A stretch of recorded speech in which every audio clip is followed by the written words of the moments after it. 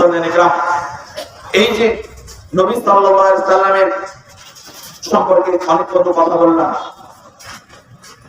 আল্লাহ পাক রব্বুল আলামিন দুনিয়ার বুকে অনেক নবী এবং রাসূল পাঠিয়েছেন। যত নবী এবং রাসূল পাঠিয়েছেন প্রত্যেকেরই মুজিজা ছিল।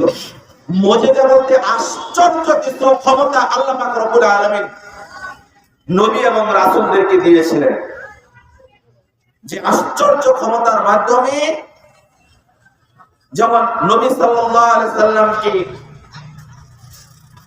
কাফেররা বলছিল যে আপনি যদি আপনার আঙ্গুলের ইশারায় যদি চন্দ্রটাকে দ্বিখণ্ডিত করতে পারেন তাহলে আমরা ঈমান আনবো। আল্লাহর নবী সাল্লাল্লাহু আলাইহি সাল্লামের আঙ্গুলের ইশারায় চন্দ্রটাকে দ্বিখণ্ডিত করেছিলেন। আল্লাহ পাক রব্বুল আলামিন এটা বলে দিয়েছেন,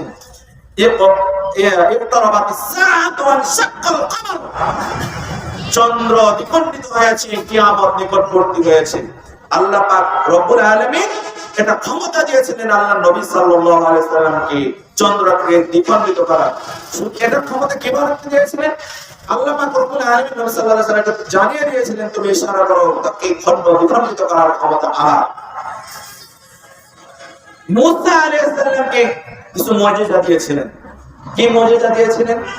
প্রত্যেকটা বিষয়ে কোরআনের বাণী রয়েছে, প্রত্যেকটা বিষয়ে সত্য দলিল রয়েছে। মুসা আলাইহিস সালামকে ক্ষমতা দিয়েছিলেন যে তার হাতের লাঠি ছিল একটা, সেই লাঠি থেকে বাঁচানোর জন্য ফেরাউন যখন তাকে পাকড়াও করলো, ফেরাউন যখন মুসা আলাইহিস সালামকে পাকড়াও করলো, তখন মুসা আলাইহিস সালামের অনুসারী যারা ছিল যে আমরা তো ধরা খেয়ে গেছি, ও মুসা এখন আমরা কি করব, আমরা তো পাকড়াও হয়ে গিয়েছি। মুসা আলাইহিস সালাম বলেন খবরদার, আমরা পাকড়াও হই নাই, আমাদের সাথে আল্লাহ পাক রব্বুল আলামিন আছে।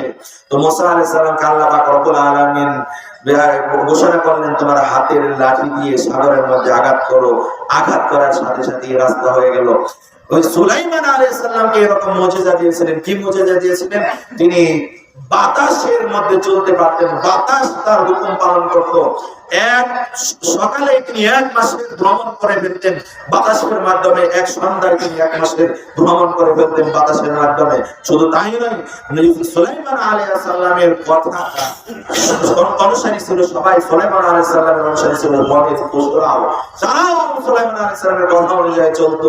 শুধু তাই নয়, সুলাইমান আলাইহিস সালাম একবার রাস্তা দিয়ে যাচ্ছিলেন, পিপিলিকার একটা দল, পিপিলিকার যে দল তার মধ্যে বড় যে লিডার, দলের প্রত্যেকটা দলের একটা লিডার থাকে, সেই পিপিলিকার দলের যে লিডার, সেই লিডার প্রত্যেকটা পিঁপড়াকে সতর্ক করে বলছে, এই শোনো, তোমরা তাড়াতাড়ি গর্তের মধ্যে লুকিয়ে যাও, সুলাইমান আলাইহিস সালাম আসছে, হয়তো বা মনের অজান্তে না দেখে তোমাদেরকে বিষ্ট করবে, তোমাদেরকে মেরে ফেলবে, তোমরা তাড়াতাড়ি গর্তের ভিতরে ঢুকে যাও।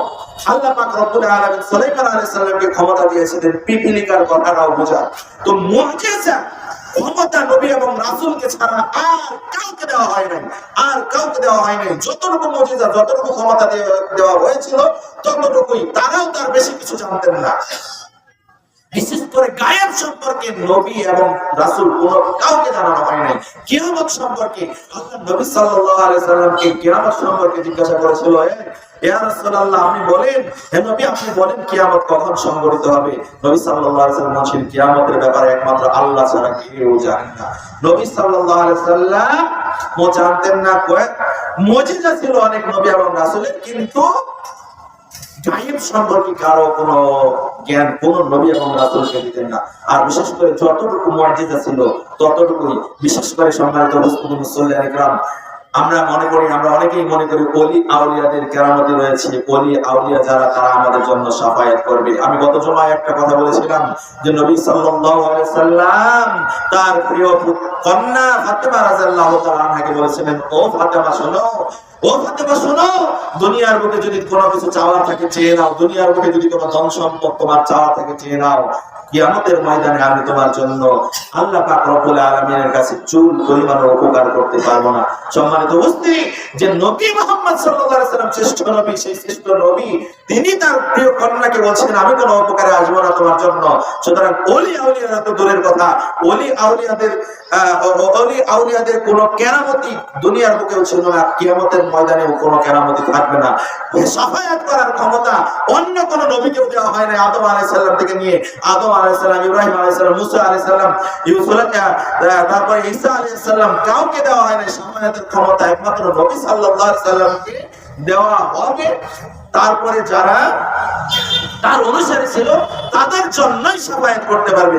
সুতরাং সম্মানিত উপস্থিতি মুসলিম ইকরাম, ওলি আউলিয়াদের মাজারে গিয়ে যারা ভক্তি শ্রদ্ধা করি, আমরা যারা বিশ্বাস করি যে ওলি আউলিয়ারা আমাদের জন্য শাফায়াত করবে, খবরদার খবরদার এই কথায় বিশ্বাস করবেন না। ওলি আউলিয়ার মাজারে গিয়ে তার কোনো কিছু চাইবেন না। যদি চান তাহলে সেই করবেন, দুনিয়ার জীবনের সকল আমল বরবাদ হয়ে যাবে, সব কিছু বরবাদ হয়ে যাবে।